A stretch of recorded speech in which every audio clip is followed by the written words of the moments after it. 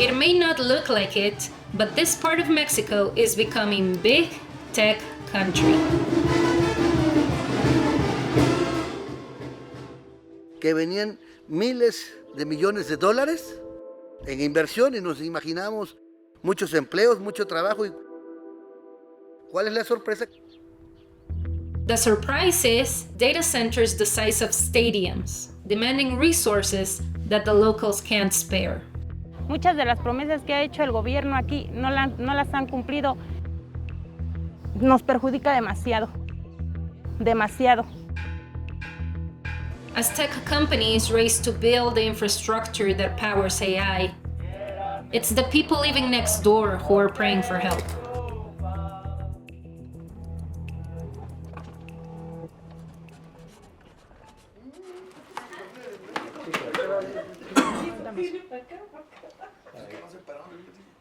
Bandidos de blanco cuello, agua negra nos quieren vender.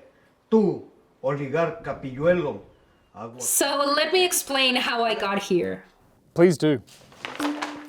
So I was in Querétaro, which is around 3 hours away from Mexico City. This part of Mexico is full of farmland and industrial parks. But recently, it's gotten a lot of data centers. These are the buildings that host our data, from documents and messages to photos and videos. But they're being used more and more for AI. I was here in 2024 to report on the growth of the industry, which is being fueled in part by tax breaks and other incentives. And now they're calling Querétaro Data Center Valley. Inversiones en centros de datos, pero además nos abre una nueva posibilidad de inversión en México. So a year later, I wanted to follow up on the communities in Querétaro, because data centers can demand a lot from the people who live next to them. Yo desconocía completamente qué era un data center, qué consecuencias podría abrir. So what are those consequences? In 2 words, power and water. Inside data centers are computer chips that use a lot of power to run, and they can get really hot, especially when they're being used for AI. Generation uses a couple of units of a LED light bulb. We're generating a video. We're talking about, dozens of smartphone charges. Right, and those hot computer chips need to be cooled with even more power, like by using air conditioning, or you can cool them with water. Whichever one they're using it at scale to the million of gallons or to the megawatts of power. But the problem is, locals need water and power too. A ver. Si hay agua. No tiene, no hay. No tiene. Vacío. Ok. ¿Cuántos días llevas sin agua? 3 días, ¿verdad? Sí, 3 días. Y espera que llegue. Pues sí, mañana, en la mañana. 1 year ago when we came here, nobody knew what a data center was. Now there are more people involved, more people reading about it, demanding that the authorities give them data on how much water and electricity these centers are taking. Atrás de nosotros, 2 data centers.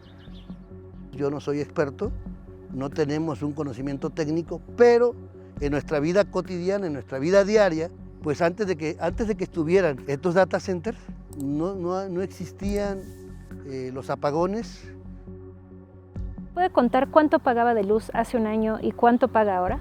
Más o menos pagábamos un promedio de 800 pesos y hoy se está pagando un promedio de 1,200 cada bimestre. Es carísimo. For context, I pay around a third of that in Mexico City. ¿Y en su casa no ha pasado nada que justifique un incremento así en la cuota? No hay más electrodomésticos, seguimos teniendo el mismo refrigerador, seguimos teniendo la misma plancha. Antes de eso, pues lo único nuevo que ha llegado a este entorno pues son los data centers. So, is that true? Are these data centers creating these electricity and water problems? It has been very difficult to get any sort of information, either through public information requests or interviews with the government officials. But I got my hands on an environmental impact report.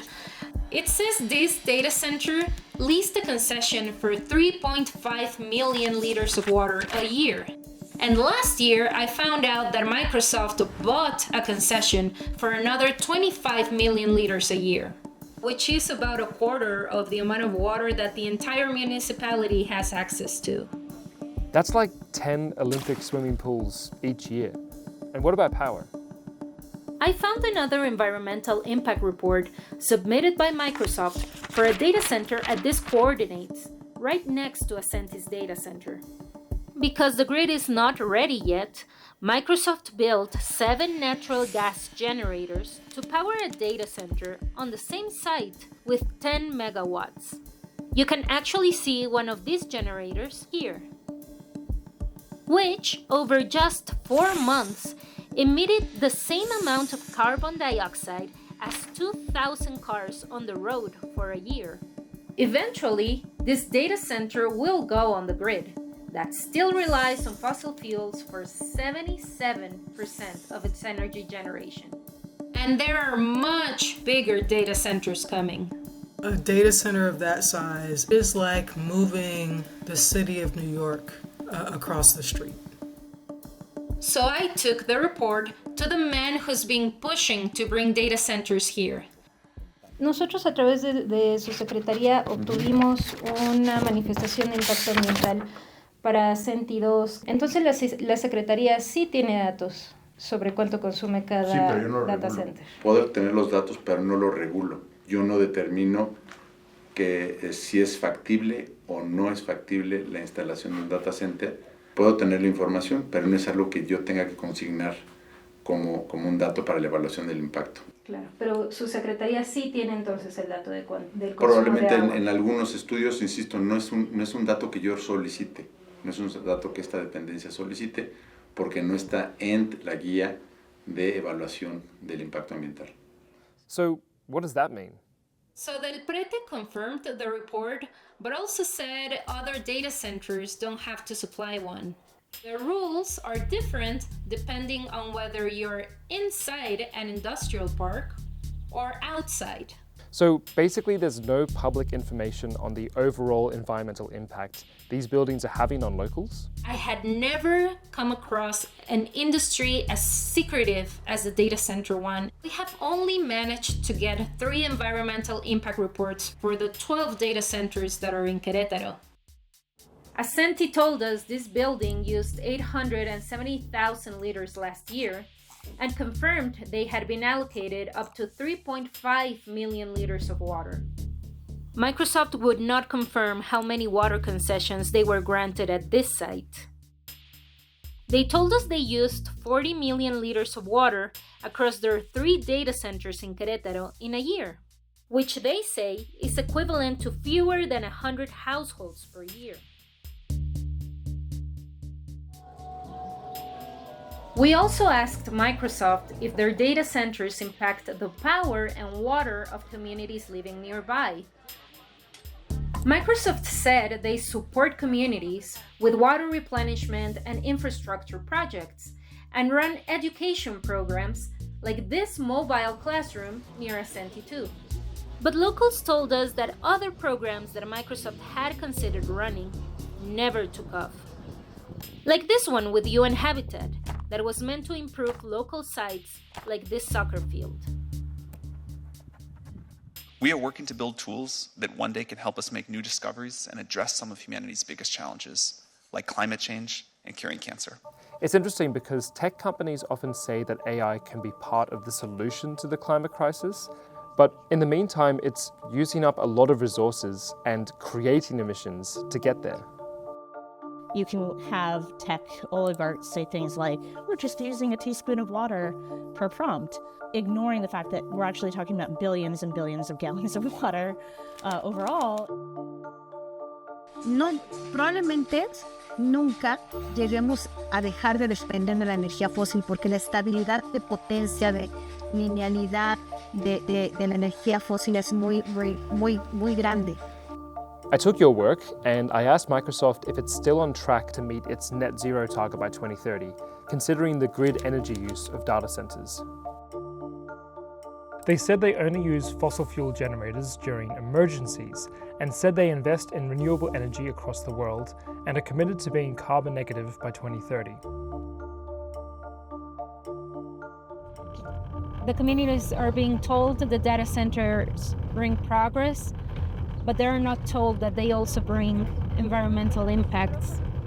Dice, buenas noches, se hace cierre de válvulas, de aquí se retoma el rol del agua.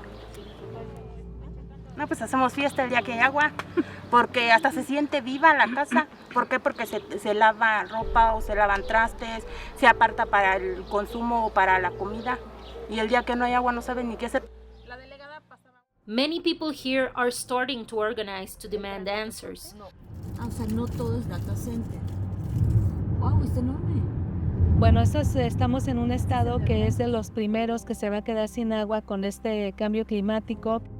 No va a haber los recursos necesarios. Si el agua no tiene su ciclo natural, justicia ambiental, no tenemos acceso a la información.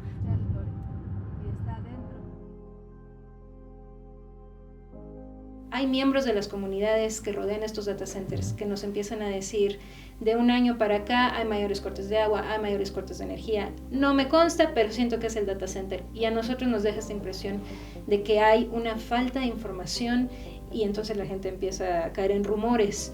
¿Cómo atender desde su secretaría estas preocupaciones? A ver, nosotros siempre hemos sido muy transparentes y muy abiertos y lo hemos dicho, tan es así que hoy nos estamos reuniendo, hemos hablado de manera frontal. No es un tema de los data centers, es un tema estructural, es un tema de sistema. Me siento como que ha estado engañando a la comunidad, ha estado engañando a la comunidad porque nos vende como el espejito de que va a haber empleo, que va a haber inversión, pero a cambio de esa inversión que va a haber, no se nos dice que vamos a tener que ser el pueblo los que se sacrifiquen.